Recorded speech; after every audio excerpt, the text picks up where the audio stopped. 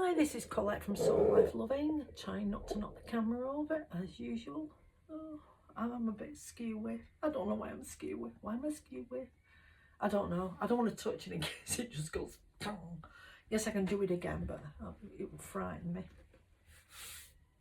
So today I just wanted to talk about the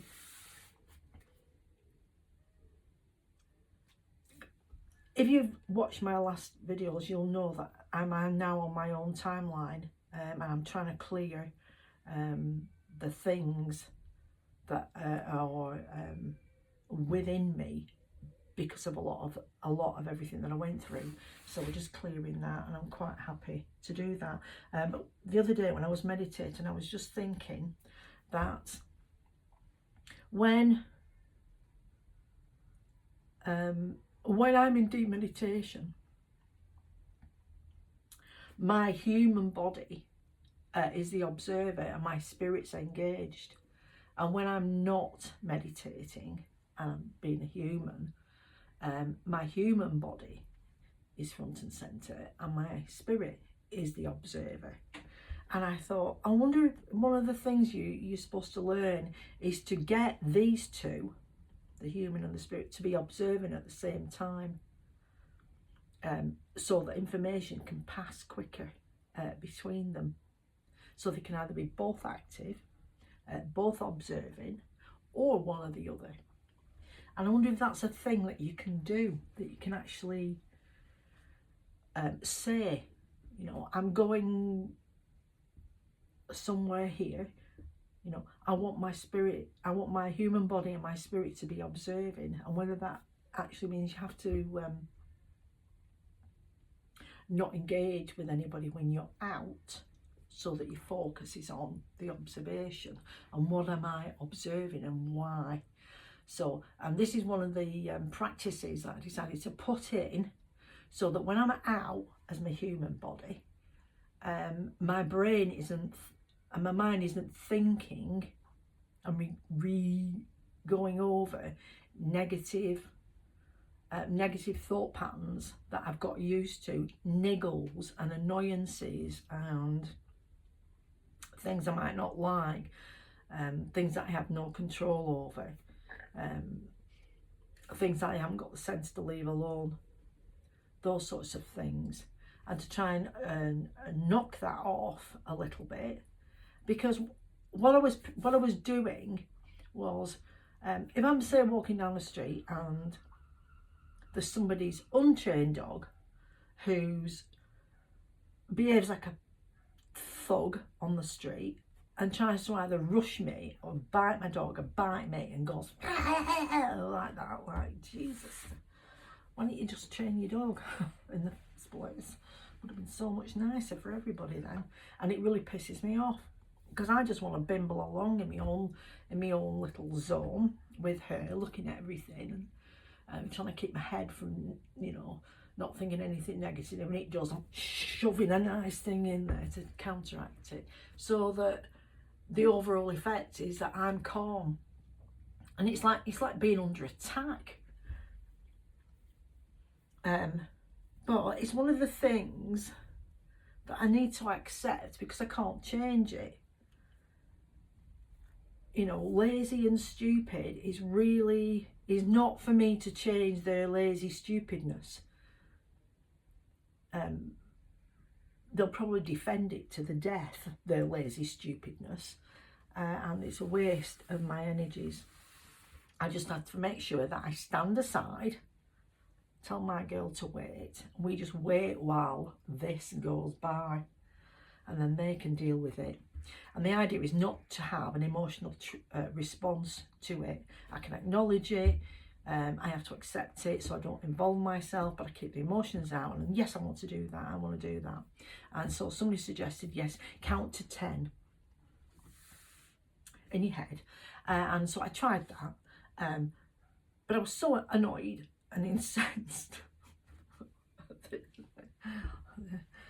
then that I forgot to carry on counting in my head. So I decided, right, I need to count out loud.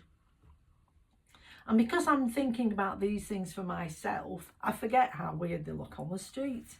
And so I'm going down the road, and I'm going 1 Mississippi, 2 Mississippi, 3 Mississippi, all the way, so that I can get far enough away from the trigger, so that I don't have an emotional response, and by that way I can control what I get involved in and what I don't. And it's a great idea, but the 10 wasn't working, and I thought I'm gonna have to double it to 20. So we're at 20 now.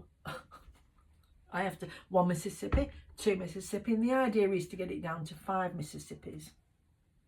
So if I can not be connected, and it's been working. It's been working, because the other day, when Snarly Dribbles came up the path, that one, the dog, not the owner, I thought, oh, it's them.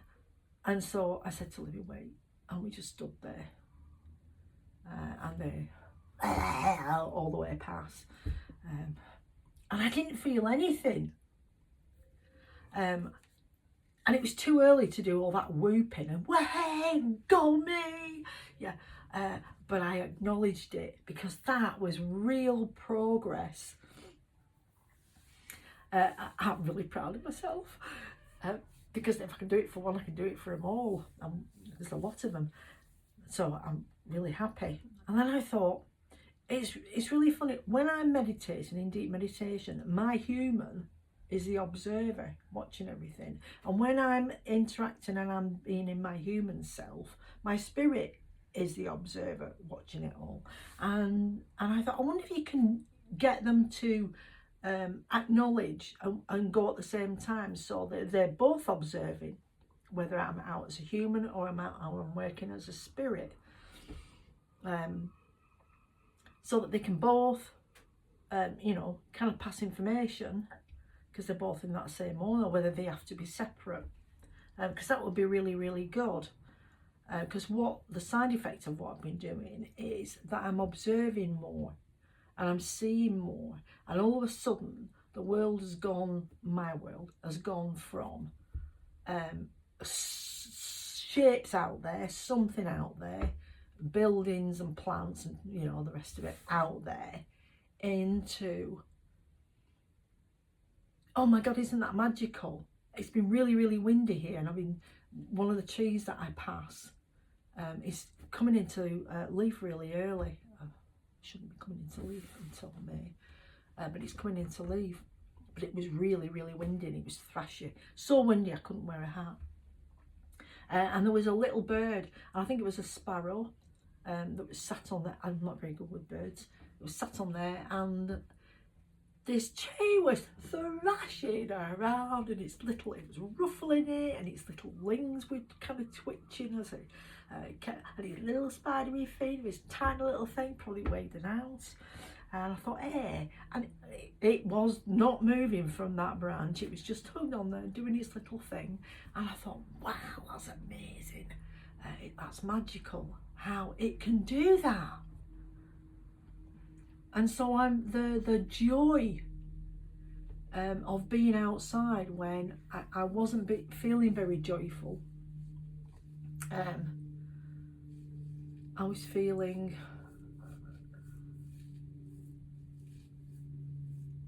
I was being ignorant. I wasn't acknowledging it. I was too much in my head thinking about other things, and everything that annoyed me affected me. And now it's not, because I've found that what I've been doing, I've done it long enough, it's become a habit. So it's a new habit of not acknowledging. And normally if somebody's really obnoxious, the words, oh, for goodness sakes, will pop out my mouth. Now, I've stopped doing that as well. So I haven't invited, because they're probably really embarrassed that their dog's so badly behaved, and they'll probably blame the dog, because they'll never blame themselves. And so any excuse for them to vent that on another human being, they will jump at, and I haven't been giving them that. kept it to myself and just stayed in my zone. And so it's been, the knock on has been that I'm kind of seeing the magic around me a little bit more, and the beauty of things. And spring's coming early here. Normally at this time last year I wasn't. I mean, the garden was still, the big trees and shrubs were still in pots because the garden had been planted up. It's only gone in November, last November. And I wasn't watering. I mean, to water them because it was so wet. And this year I've had to water everything twice, no, 3 times, since the end of February, because it's been, I think it's been the driest March forever for us. And so I just wanted to talk about that. If you can separate, and I didn't care that I looked stupid walking down the road going 1 Mississippi, 2 Mississippi, 3 out loud, because I knew it was the start of a plan and I had to practice this plan.